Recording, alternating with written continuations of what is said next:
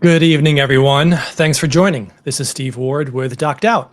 You can find me on YouTube, Facebook, Instagram, and TikTok. Just search for Doc Out Official all together. And feel free to email me, steve at docdout.org, with any questions. And jump into the live chat and we can have a dynamic conversation. I'm happy to answer any questions towards the end of the show. So thanks again for coming. I'd like to talk about something that is really challenging in the culture right now. Physician assisted suicide is in the news. And right off the bat, let's just jump in. But I want to give this important disclaimer. Please, if you have been struggling with thoughts of suicide or know anyone who is at risk, please make sure you reach out for help. 988 is the hotline to reach out for help. So please do so if you need that or know anyone who is at risk. Please do that. So it's a serious topic, but I think we as the church, we need to grapple with these things thoughtfully, understand the issues, at least in a basic sense, understand both sides of the argument, and be able to speak to them in the culture. I think that's one of the roles of the church is that we ought to engage with the culture. And this is how we can be salt and light to the community.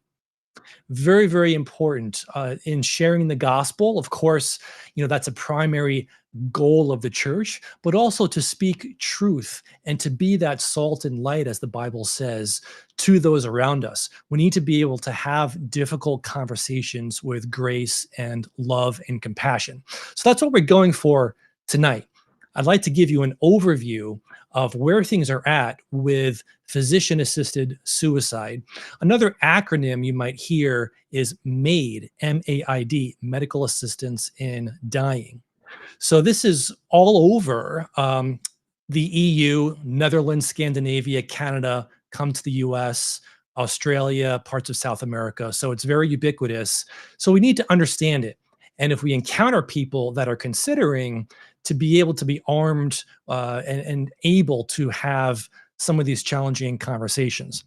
So this is not new. It's been around for decades. In fact, physician-assisted suicide started in Belgium, I believe, all the way back in the 1940s. So certainly not new. Expanded into the Netherlands and to Scandinavia, Switzerland, and into Canada. In fact, this has become such an issue that in Switzerland, there is now such a thing as maid tourism, where it's no longer required to be a citizen of Switzerland. You can travel there and go there for medical assistance in dying. We see similar phenomenon here in the United States. So concerning on a lot of different fronts, but I want to help teach you why that is. Not just the fact that we're against this as believers, but why and what is really going on here. So in North America, Canada has really taken a lead role in expanding physician assisted suicide, and that tends to be trickling down south to us here in the United States. So we've really gone past this concept, this traditional notion of, an elderly hospice patient, maybe somebody that has a metastatic cancer, a terminal illness of some kind, somebody who is legitimately suffering and is not expected to live very long. So we've really moved well beyond that type of framework, and the laws have really been extended, so many more people are eligible for physician assisted suicide. For example, it's no longer required in many countries to have a terminal illness at all. There's also been expansion where people that have mental health distress, pain and suffering from a mental health disorder can also qualify for physician assisted suicide.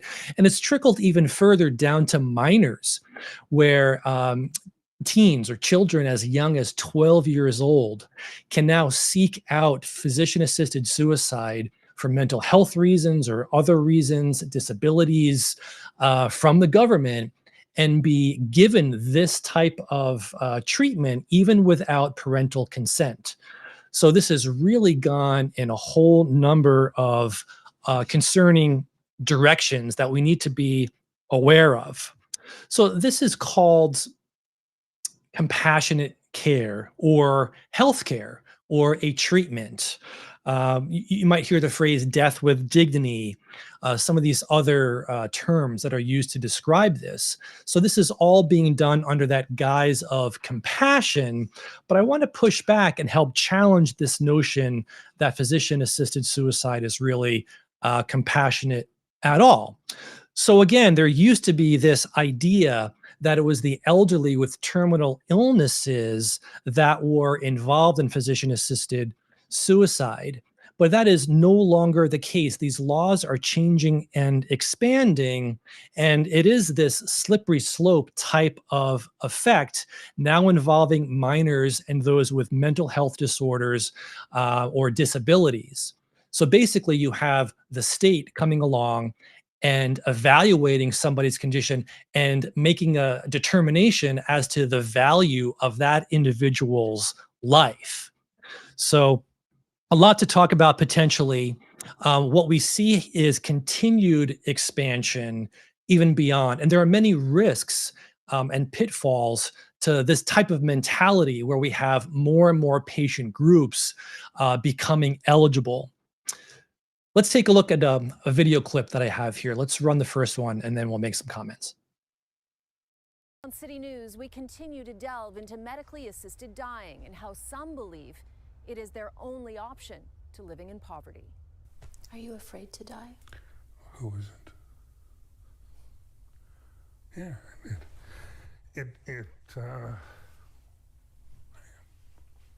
Amir Farsood has applied for medically assisted dying, known as MAID. He lives in constant agony due to a back injury, but has started the process for end of life because his rooming house is up for sale and he can't find anywhere else to live that he can afford. He barely survives on Ontario disability support payments, which are just over $1,200 a month. He doesn't want to die, but being homeless is not an option. I know in my present health condition I would survive it anyway.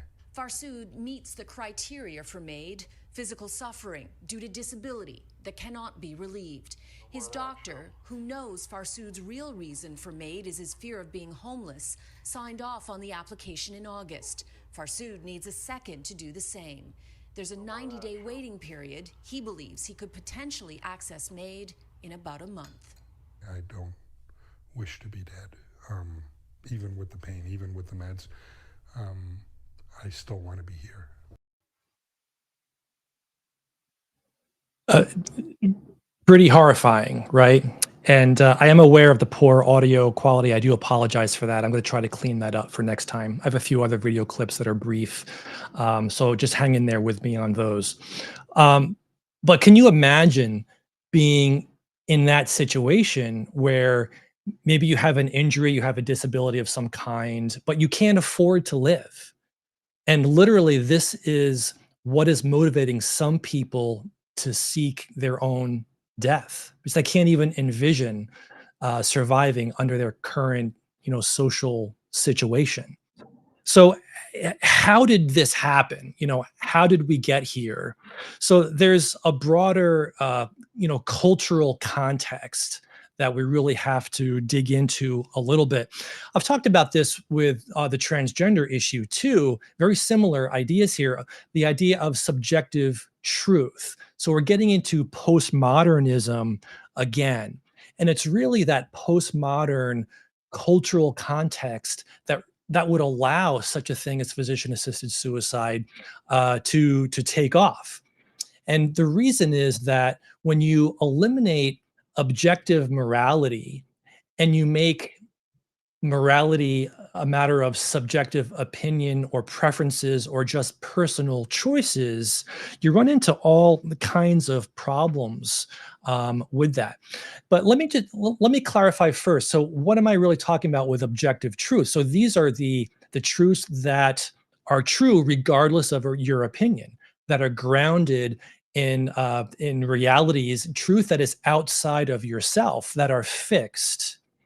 as opposed to something that is more subjectively true, like a personal preference. So, that's a very, very important distinction to make. But the postmodern argument that there is no objective truth, if you think about it, that statement is making a truth claim. You're making the statement that there is no truth. Well, if there's no truth, then you really can't say that, right? Well, then that statement, there is no truth, that must also just be your subjective opinion. So you can see how this is self defeating and unravels very quickly as a worldview. But nevertheless, that is where we are. We have this culture that is very hyper individualistic, that is really all just about self. Okay, so we have this self obsession where your personal feelings determine your truth, live your truth. You have this drive for individualism and absolute control over every aspect of your life. And in this situation with physician assisted suicide, you want control even over your death, the timing and circumstances, and everything involved in your actual death. So, this is just the way postmodernism plays out in healthcare, um, just as it plays out in so many other ways in our society. It's the focus on personal happiness, and happiness is however you define that to be. And that is overarching the most important aspect of your life. You want to just live your truth, live to be happy, whatever that means for you, regardless, and ignoring the possibility of objective truths that might exist externally to yourself. And you don't want to acknowledge that, or even believe in the fact that those things are real. So postmodernism is a major player here. But within this realm of physician-assisted suicide, you also have the redefinition of terms, very similar to what's happening in transgenderism. So, for example, you'll hear phrases like compassion. This is compassionate to somebody who is suffering. Well, you have to define what compassion means, and you have to define what compassion really is. And I would argue that compassion requires that you care for the other person and look out for what is in that other person's best interest, or in your own self-interest. And to exercise compassion means you're going to watch out and look out and foster their greater good. You hear the word love often misused as well, and quality of life. Well, what does that really mean? Within the context of physician assisted suicide, quality of life often means no suffering. So, because that violates your happiness and your desire to control the circumstances of your life. So, naturally, you wouldn't want to undergo any suffering. Within physician assisted suicide as well as transgenderism, you have, love being discussed as affirmation. So if you love me, you would agree. If you love me, you would affirm me along this pathway of what I want to do to make me happy so I don't suffer in some way. And that's the fatal trap in this type of thinking, is as it's going to lead you to all kinds of places that you just would not want to go. Now, this issue of physician-assisted suicide and other things too that are controversial are often framed in two major ways.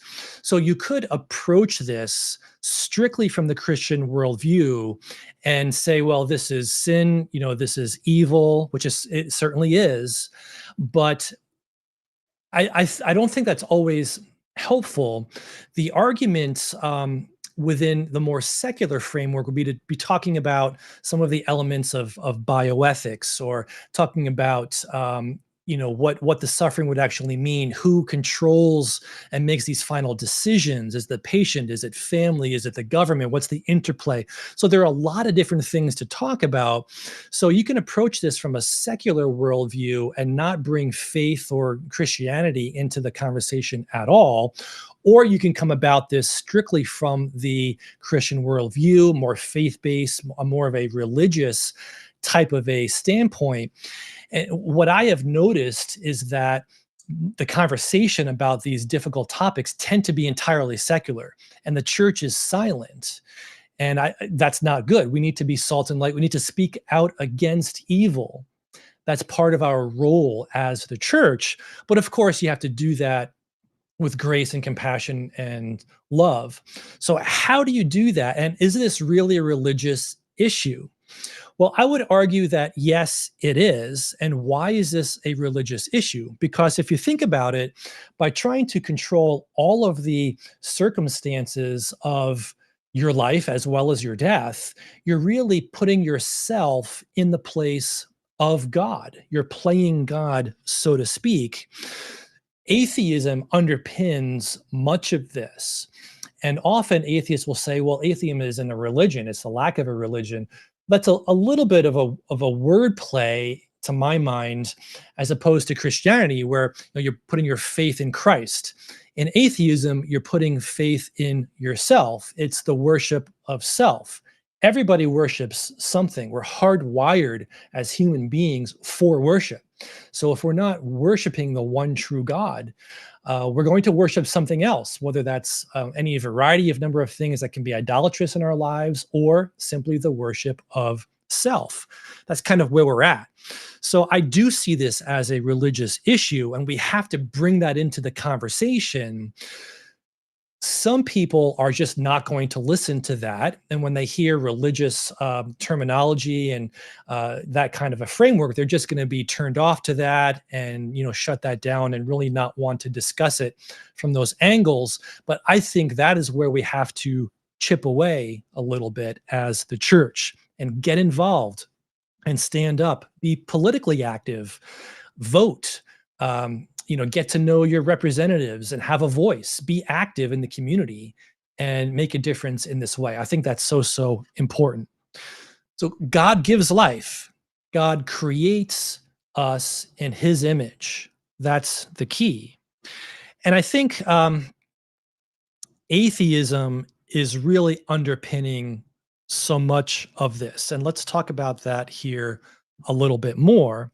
So, atheism is simply the rejection in the existence of God. But what does that mean? It means that really life, all life really is the natural world. The natural physical world is all that there is. We are just molecular machines, molecules in motion, if you will. There is no spirit, there is no soul. There is no God. There is no afterlife, therefore, that you have to consider. The fact that when somebody dies, whether it's through physician assisted means or some other means, it's the belief that there is no judgment. But we know in Hebrews 9:27, and as it is appointed unto men once to die, but after this, the judgment. But that's not, the opinion or the popular thinking of so much of our culture, because it is atheistic.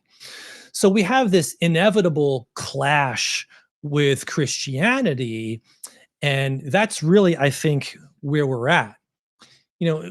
I talked a little bit about how atheism is or rather how subjective morality or subjective truth is really, that claim is really self-refuting. Atheism is as well, but in a little bit of a different way. When you're talking about some of these issues and you want to say, well, I think physician assisted suicide is wrong, or I think it's right, or whatever side of the argument you might be on in conversation, you have to ask yourself, well, in the atheistic worldview, is there really a concept of right and wrong to begin with? Or how do you understand good and bad? If everything is all just natural, it's just the physical world, the molecular machinery of our bodies and our brains, our thinking is just random chemical reactions that are taking place, then there really is no room for something such as an objective moral standard. So the whole conversation really centers around the idea that an atheist will deny the reality of objective truth or objective morality, but at the same time make moral claims like physician assisted suicide is good, it's compassionate. Well, really can't use that type of language unless you have a framework to understand the moral issues. And atheists really don't have that type of groundwork because morality is external to ourselves, grounded in an external source of those moral truths, which is God's nature itself. That's why this is a religious issue, because to have a conversation with an atheist about something like this, really, it's apples and oranges because of this denial of subjective versus objective standards. All right, so where do we really go from here? So having said that, under atheism, you really have to deny, if you're honest, that suffering really has any meaning at all, or life really has any meaning. And by doing so, you're denying the patient the privilege of growing and developing themselves and maturing themselves through suffering. So if you catch that, so the whole concept of killing somebody by physician-assisted suicide, the only way to justify that is if you just don't believe in the person having an eternal spirit, a soul, an afterlife, that we stand before God. So denying all of those things, then hey, why not? But we understand that that is not the case. And actually, by pursuing physician-assisted suicide, what you're doing is robbing that person of their potential to grow through their suffering. And we all know that, God uses suffering in our lives all the time. That's one of his key tools to grow us and to grow us closer to him and to walk with us through suffering. That's how we experience his grace and his love. So to deny that process to somebody, I believe, is cruel and is not something that we should be doing. Remember, too, that those who suffer are still valuable in the eyes of God. They're also valuable to others, to those around them who are enjoying their company, who love them and want to be with them and also help support them through a difficult time in their life. Physician-assisted suicide robs everybody involved of those types of things. Here's another video clip. Let's run the second one, and then we'll comment.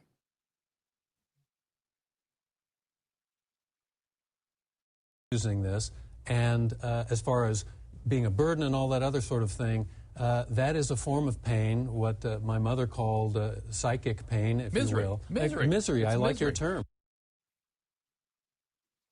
So those who have mental health struggles, who feel miserable, even teenagers or people who don't have terminal illnesses, can now qualify for physician-assisted suicide, basically kill them, even though they have a temporary mental distress that could be treated in other means. So here you have, mainstream media and mainstream media personalities promoting this idea that if somebody feels miserable, then hey, why not? Physician-assisted suicide. What's the big deal? Of course, who wants to be miserable? But notice that there is no discussion of what it means. What do they mean by miserable? What's the context here? What other treatments are available to this patient? All of that is denied. Let me give a different example. So let's step outside of physician-assisted suicide for a minute. Have you noticed that you might have seen or encountered fewer people with Down syndrome today? I'm just throwing that out there as a question. Have you noticed that? Well, the answer is that's true. And why is that? It's because Down's babies are typically aborted now because of this idea that this child will grow to have a mental handicap, a disability that impairs them in some way, and therefore that child's life is less variable and we should just abort those children. inconvenience to the parents and family, the extra burden of care, and so forth. But robbing the child and the family and the loved ones and the friends and the whole society that surrounds these people of the joy of life, of being blessed by such a life. And we all know stories of people that have had handicapped children, and people with mental handicaps and other things and disabilities that are just sheer joy to have in your life. So this is where this all goes. Is, it's partly, we see parts of this in transgenderism, we see it in abortion, we see it now in physician-assisted suicide, but these are all related because they're violations of bioethics. So how do we really move forward from here? How do we resolve conflicts in a world that is so subjective? Well, since our culture is subjective, you have your opinion, I have my opinion. How do you resolve that, especially when you're tackling these things from a completely different worldview? Well, the answer is you don't resolve them. Somebody has to have more power and has to be in control of the situation, whether that's a family member that has control because they're a caregiver, or maybe it's the physician himself or herself, or the government. Okay, however that plays out. But somebody, there has to be somebody who is going to enforce or force or basically push their agenda because it's more popular or has more support or they have government authority behind them. And that overrides the subjective opinion of everyone else. That's the problem with postmodernism and living in this subjective world, is that you really can't um, operate that way long term and have a functioning society, because it's not possible to resolve conflict in a healthy manner. What this leads to is the abuse of power and the potential exploitation of others based on any number of biases that might be involved.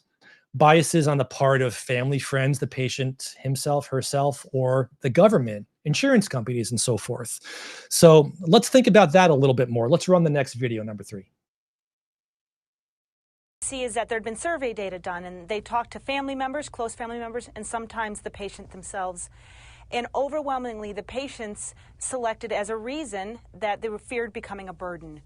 And from our point of view, this doesn't become a choice anymore. These are people and they have fears, and the fear is that they're going to become a burden, and it's not an active choice. And Okay, so we're getting a little bit into what's going on in the mind of the patient that is suffering from some type of illness or distress. So that patient might feel, well, I don't want to be a burden to others. So that's a much different reason than your own intense suffering that you want relief from. Now, this could be framed as, that fear of being a burden is part of your distress. And that's what, advocates for physician assisted suicide will often say. But we have to be so careful about that, because often, people are loved by their family and friends and those who know them and who surround them. So there is this somewhat of a guilt, or this sense of being a burden, but that doesn't necessarily translate to other people, those around you, feeling the same way. So this can be like a projection. Another statement that people might say as well, everybody else would be, better off without me. That's a sign of depression, actually. It's one of the types of symptoms of somebody with depression. So that can be a factor too that causes inaccurate or biased type of thinking. And let's run the next video, which I think is will say it all. I chose to become a physician because I wanted to make a difference in people's lives. Recently, I had 2 different patients, and both needed life-saving procedures. When requesting a transfer to a center in their home states, one's in California, one's in Oregon, the insurance medical directors I spoke with said they would not cover the life-saving procedure that we'd requested. But hey, by the way, have you considered assisted suicide? Quite frankly, I was stunned. This is something we didn't talk about, we didn't request, we didn't ask for. As much as most insurance companies try to come across as your best friend, they want to do whatever the least costly thing is. It's a lot cheaper to grab a couple drugs and kill you than it is to provide you life-sustaining therapy. Simple as that.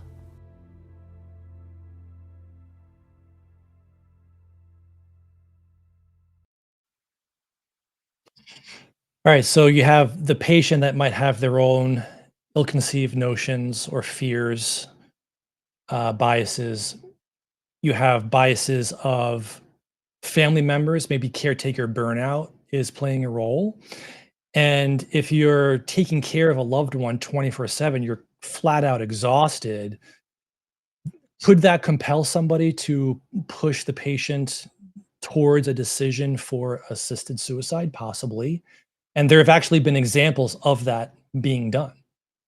And here we have insurance companies taking a look at the cost of care, the cost of keeping somebody alive for their treatment exceeding the cheap drugs that you can get to kill you. Do we really want to live in a world where the government or insurance companies are making the decisions on your value as a human being based on dollars and cents, making an economic decision about your value to society? But that's where this is going. That's where this has already gone. What about depression? What about the depressed person's ability to consent or to choose in the first place? Well, we're getting back into some of those bioethical questions, but by definition, somebody who is depressed and suicidal is mentally ill to the point of a lack of insight into that innate desire to live that we all have.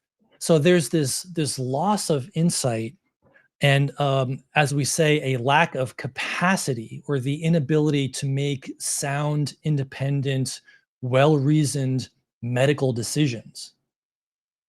So, for example, if there's somebody who is depressed and suicidal right now, you'd actually be obligated, ethically obligated, but if you're a physician or a pastor or somebody in authority, a teacher or somebody, you're actually legally required to get that person help, even against their will. I've been involved in that myself, working in the hospital in the ERs. When somebody comes in, you can't send them home if they're suicidal. So in some cases, you have legal authority to involuntarily commit them to an inpatient psychiatric hospital for care because it's the suicidality itself, which is a cardinal hallmark of the depression and how severe it's gotten, because it indicates a lack of ability to really soundly make your own choices. You can't just let somebody walk out of the hospital and kill themselves. You'd be sued. But here within physician-assisted suicide, hey, you're in mental distress, no problem. Here are your drugs. So, there's massive contradictions here. So by definition, you lose that personal autonomy at times. Very rare short list of circumstances, but there are times when you're manifesting symptoms of an illness that removes that autonomy from you. The issue of physician-assisted suicide in minors, a completely different ballgame. Then you have to answer the question, well, does a minor have the ability to reason through long-term decisions such as that? Well, the government in Canada says, yes, if you're 12 years old or older, you can decide to have your doctor kill you without parental consent for a mental health reason or a disability. It doesn't have to be a terminal illness or anything. If you just qualify, very simply, call the 1-800 number. That's what's happening here. So what's our response as Christians? Well, God gives us our value, not the government, not others, and not even yourself. Your value is given to you by virtue of your human nature, the fact that you were created in the image of God, your value is something that you receive. It is not something that you are given by others or by the government or even by yourself. It is given to you by God. The American Medical Association has a policy that physician-assisted suicide is fundamentally incompatible with the physician's role as healer, and I certainly agree with that. Historically, healthcare has been all about, do no harm, and advocates of physician-assisted suicide would say, well, it's really just the Christians that have a problem with this, but actually, the Hippocratic Oath was around well before the life of Christ. I think it was in the 400 BC time period when Hippocrates was alive and had formulated some of that early thinking. So, this whole idea of giving of yourself for the well-being of others um, came out of Greece well before the life of Christ. That was not a Christian doctrine. Now, we agree with that as Christians because it's a good thing, but that did not originate by the church. That preceded the church. So there's some common misunderstanding there. So, why do people really support physician-assisted suicide? So, I guess, I'll summarize here a little bit. So, a lot of things going on. So, there's this misunderstanding of what it means to show love or to have compassion for others, where in a subjective environment, a postmodern context, love is seen as approving the feelings of others. Compassion is seen as, give somebody what they want to be happy, regardless of the long-term harms to that person. But there's something that's even more profound to my mind. So it's this idea of virtue signaling. So, think about all the religions of the world and then just mentally thought experiment here. Think about Christianity. Christianity is foundationally radically different and unique and standalone than all other world religions. Other world religions are all about earning your own salvation, being good enough, performing, earning God's favor, so then you can earn salvation. As opposed to the Christian worldview, where we are given salvation by the grace of God as a free gift. And it's after we receive salvation, after we are transformed into those new creatures in Christ, then we start acting out our faith through action. It's the exact opposite, and it's entirely unique. So by virtue signaling, what I mean is that, doctors here or family, whoever it is trying to exercise love and compassion on this suffering patient, but it's like a good work. You're trying to do a good work because, deeply within yourself, you have that desire to try to be good, to try to be righteous as you understand it. So, of course, you're going to try to extend compassion to somebody who appears to be suffering. But the game here is really that the doctor or the family member involved is trying to earn their own salvation, if you will. And by doing so, what they're really trying to do is conquer their own personal fear of death. They're using the patient, allowing the patient to die, so that they can earn their own salvation, prove their own goodness to themselves and to God, so that they overcome their own personal fear of their own death.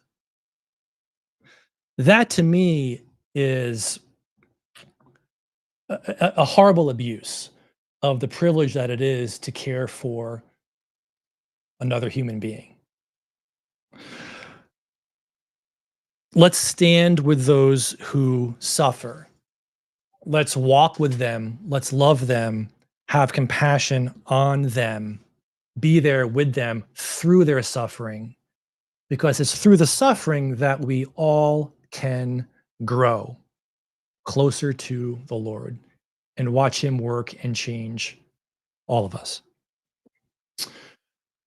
All right, that's what I have for tonight. Looks like there's some comments in the chat. That's awesome. Let's get to those.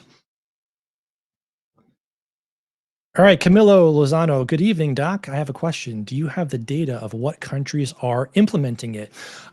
Yeah, off the top of my head. So it's Belgium, Sweden, Switzerland, Luxembourg, Spain.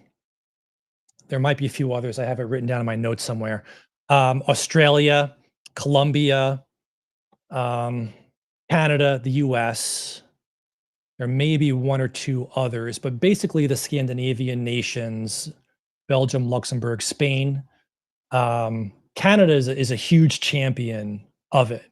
And within the US, there are 11 states in the US now where this is legal. So you've got Oregon, Washington, California, Colorado, Hawaii, Vermont, New Jersey, Maine, and New Mexico, I think.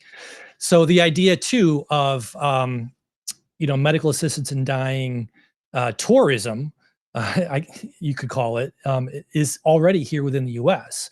So in Vermont, for example, and California, you don't have to be a resident of those states. So you have people traveling from elsewhere in the country to go to those states where it's very easy to get this. So I hope that answers your question a little bit. So it's becoming much more widespread, basically. Let's see what else we got. Daniela, hi Doc. My question is, how can we demand someone to continue suffering from an illness if they want to terminate with it? So it's tough. And, I'm not trying to say, this is easy. I would say just remember that God knows. God made that person, has walked with that person, is aware of the illness that person has, and has an appointed time to take that person home. So we don't need to, meddle with God's timing or God's plan. So I would just say that it's God's sovereignty that we have to keep in mind. And this is very different. Let's say there's a patient on a ventilator in the ICU somewhere, not doing well, is in a coma, there's no way this person is going to come out of the coma and survive. Under those circumstances, what we'll often do is withdraw the care. So you turn off the life support. But that's different because you're allowing the patient to pass away of their own disease process. You're not actively killing them with drugs. You're stopping the treatment and allowing the person to pass away in their own time. That's very different than physician-assisted suicide, which is much more active, where you're being administered lethal medications. But to answer your question, I think we need to get to the place where we let God be sovereign. And I would also say that we have palliative care tools already that are very good and always getting better. Medications to keep people comfortable, pain medications, medications for anxiety and respiratory distress. All of those things are readily available and commonly used. So physician-assisted suicide, in my view, should not be ever necessary. And I would advocate that we let God take that person home in His own timing. But what we can do for that person is to be with them, walk with them, support them, love them, hold their hand, and let them have the palliative care tools that we already have to help keep them comfortable during that process. But I feel to actively cross that line where we take the role of performing the killing, I don't believe that is our role at all. So I hope that helps a little bit. And especially when it comes to minors that have mental health illnesses that can be treated with psychiatric care, I think it's totally inappropriate, even though they're suffering and the suffering is deep and dark and horrible for them. There could be a whole wide range of circumstances in their life that are tragic. And so I'm not making light of that. But what I'm advocating for is let's get people the care that they need, the psychiatric care, the social support, all of those things, taking them out of abusive homes, those type of things is what we need to be spending time and resources on.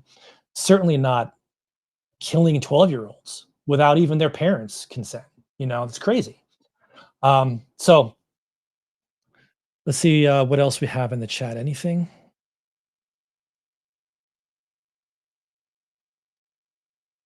Daniela, okay, but I'm talking from a point without God in the equation. How can I respond to a person who doesn't believe in God? Yeah, no, great question. This gets back to the critical role of the church. This is a soul winning opportunity. This is a witnessing evangelistic opportunity. Um, I think we need to share the gospel in with love, with grace, but we need to tell that person the truth, the reality that they are more, so much more than just their physical body. Suffering does not end after death. For the non believer, suffering does not end when their body shuts down. You could be in horrible distress and pain. And of course, you would want to be free of that, but understand that that person has an eternal soul. They will stand before God in judgment, and there is an eternity of separation from God. So that patient's distress does not end with their physical death. And we need to communicate that to them. We need to share the gospel, help answer their questions, give evidence for the existence of God, help break down those barriers. And this again is why to just say, oh, let's just kill you and get this over with. You're robbing the person of an opportunity for salvation and an opportunity for you to be the one to bring them the gospel message. And I think that's wrong. It's not easy. I'm not saying it's easy, but I think if you encounter somebody who is suffering, who doesn't believe in God, then I think all you can do is be a witness and tell them about God and share the gospel with them.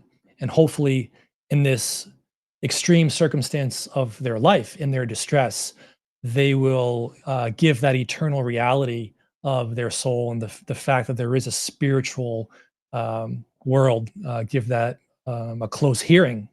So I hope that helps a little bit.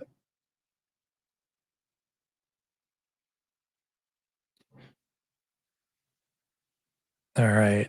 Imago, hi doc. As Christians, what role does prayer support play in the care of patients who are considering or have chosen physician-assisted suicide? Well, as believers, there's always, absolutely always a role for prayer. Let me just share a little bit of experience that I've had with hospice. So, hospice is a benefit that people who are terminal from whatever the illness is, let's say you have cancer, if you're not expected to live more than 6 months, you can qualify for hospice care, which basically means that you agree that you're not going to be resuscitated.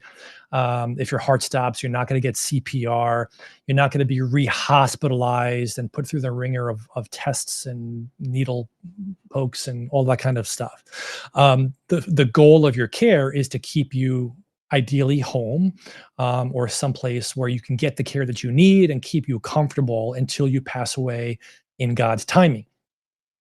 My experience with hospice just across the board is that the chaplains who are often involved are very much wanting to show compassion, but it's really not evangelistic at all. And to evangelize and to talk about spiritual things, to talk about religion is really frowned upon because you don't want to create more distress for that person. And under some thinking of some of these individuals, these chaplains that I've encountered, they understand that the patient needs God, but they don't share that. They just are afraid to or don't want to because they don't want to cause distress. I think that is wrong. I think we always should pray for an individual and share the gospel with them. If they don't want it, if they articulate that, then we need to be respectful of that. But I think we need to make an effort of asking open-ended questions, feeling out where a person is spiritually, if they have uncertainties or questions or things they don't understand about the Bible or we can help them with that, give them answers and talk to them, use apologetics, use whatever tools that you have at your disposal and pray. So absolutely, we always should as believers, but don't count on the system to do that. In Canada, you can literally call a 1-800 number and arrange an appointment to show up for physician-assisted suicide. They're not going to, have any type of religious context or, be thinking whatsoever about your spiritual needs. And in the list of criteria, the checklist of, criteria that they use to see if you can get physician-assisted suicide, nowhere on there is anything about spiritual matters. So, you're totally on your own. And people who are lost, who are in distress, who need the Lord are being ushered down this pathway of physician-assisted suicide in atheistic societies. And I think that's evil. I think it's wrong. And I think we should stand up against that. But to answer your question, always pray. There's a massive, enormous role of prayer. God hears those prayers and softens hearts and has probably already been working on that patient's heart before we even encounter them. And I think that's the faith that we need to have, is that we're stepping into this situation, but God is already there. We're joining and helping accomplish the will of God. I think that's all the questions and comments in the chat. So, all right, everybody. Have a great rest of the night. I'm hoping to interview a leading bioethicist soon about some of these issues, and we can have some continued conversation. So I'm looking forward to that in the near future. In the meantime, have a great night, and I'll look forward to our next time together. Take care.